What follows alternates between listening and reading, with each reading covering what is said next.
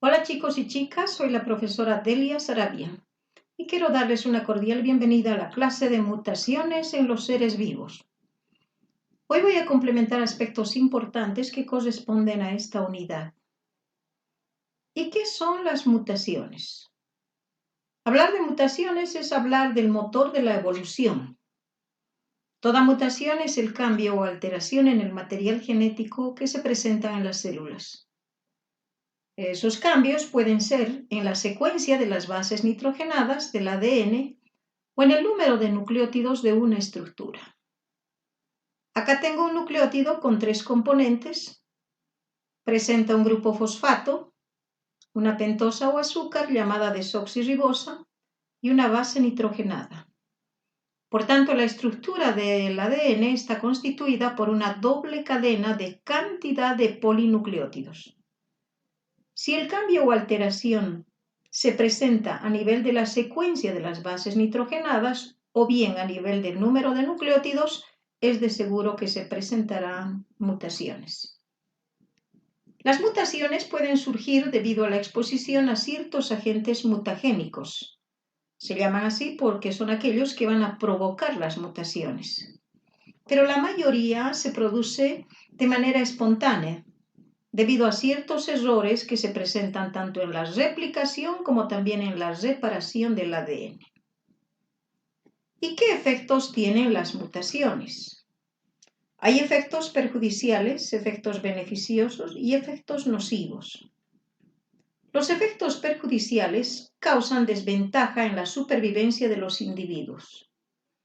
Tengo acá un gatito, Jano, que nació con 2 caras, por lo tanto tiene pocas probabilidades de sobrevivencia. En cambio, los efectos beneficiosos aumentan la probabilidad de supervivencia de los individuos. Estos se llaman también silentes porque pasan desapercibidos. Por ejemplo, en algunas plantas frutales como naranjas y uvas sin semilla, estas se han obtenido por medio de la selección y el entrecruzamiento, con la finalidad de poder obtener variedades de plantas. Tengo acá un perrito salchicha de patas cortas, también resultado de una mutación. Los efectos nocivos son los más peligrosos. Son aquellos que en realidad tienen gran incidencia tanto en los gametos, en los cigotos, en las células que forman los embriones. Por lo tanto, van a surgir órganos o individuos con grandes anomalías. Acá tenemos como un ejemplo, la explosión de la planta nuclear de Chernobyl ha dejado grandes problemas en ese tiempo. Se han presentado defectos congénitos, cáncer de tiroides en cantidad de niños por la ingesta de leche contaminada y también había tasas altas de defectos de tubo neural. ¿Cómo se clasifican las mutaciones? Según su origen, pueden ser espontáneas e inducidas. Según la célula afectada, pueden darse tanto en células somáticas como también en células germinales.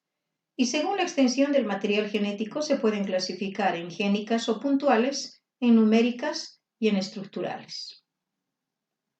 Las mutaciones, según su origen, pueden clasificarse en espontáneas e inducidas. Las espontáneas son aquellas que ocurren en condiciones normales de crecimiento y de ambiente. Se da por errores que se presentan en la replicación del ADN o también por alteración espontánea de algunos nucleótidos.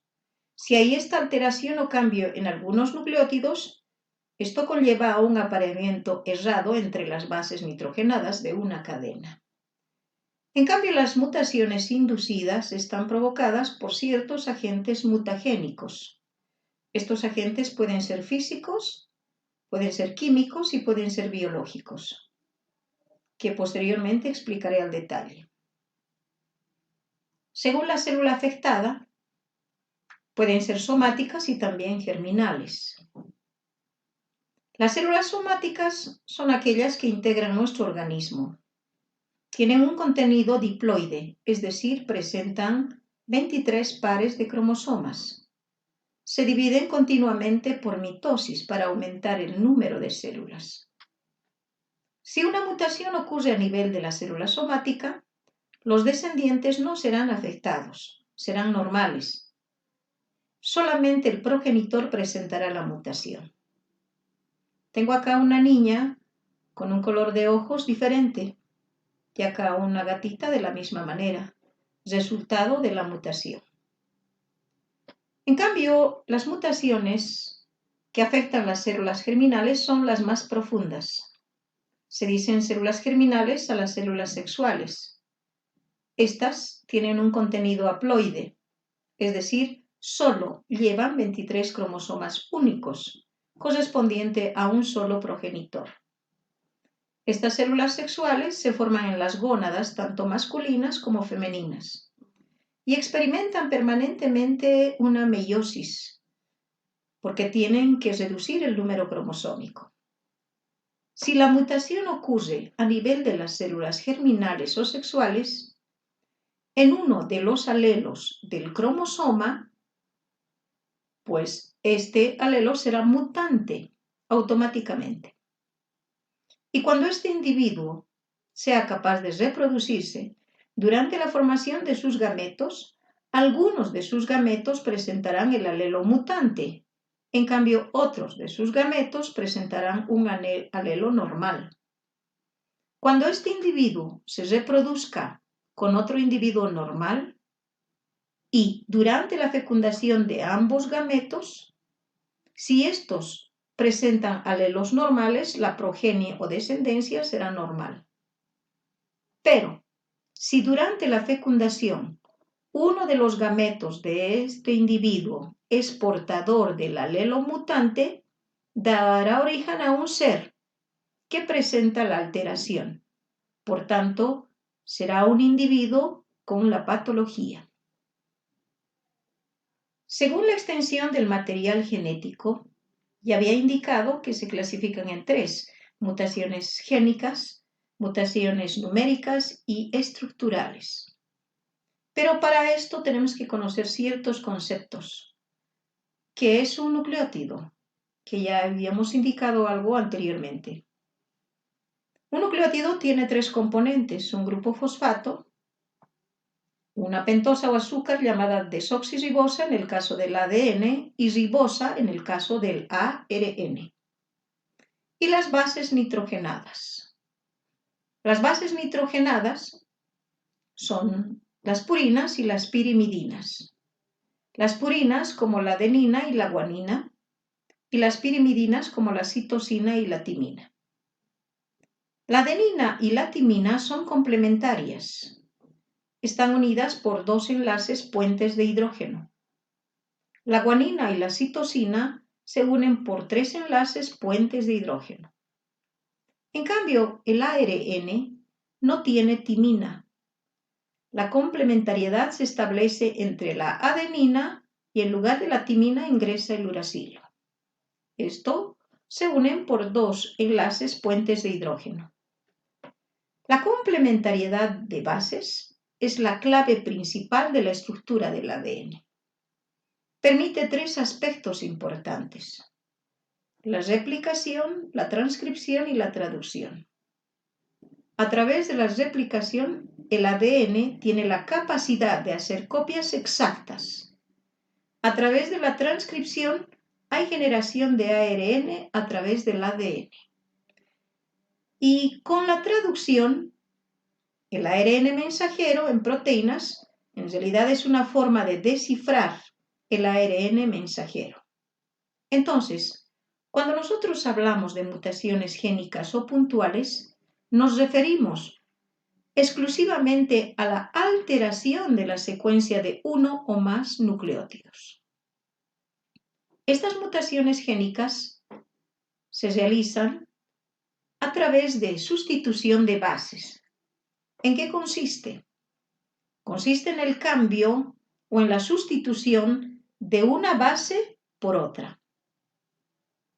Esto ocurre en el ADN y se da a través de transiciones y también a través de transversiones. Las transiciones son mucho más comunes que las transversiones. ¿En qué consiste? Cambio de una purina por otra purina, o de una pirimidina por otra pirimidina, o viceversa. Por tanto, cambia la adenina por la guanina, o la guanina por la adenina, o bien la timina por la citosina y la citosina por la timina. En cambio, las transversiones son otro tipo de cambios. Cambio de una purina por una pirimidina, o de una pirimidina por una purina. La sustitución, por ejemplo, de la adenina por la timina, o también de la adenina por la citosina. Se puede realizar también ese cambio de la guanina por la timina y de la guanina por la citosina, o bien la citosina por la adenina y la citosina por la guanina. Estos cambios se realizan en las transversiones. Pueden suceder de manera continua, o bien podría ser por transiciones o bien por transversiones.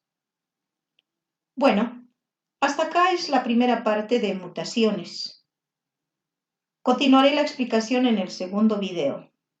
Si te gustó, dale un me gusta y suscríbete a mi canal. Hasta pronto.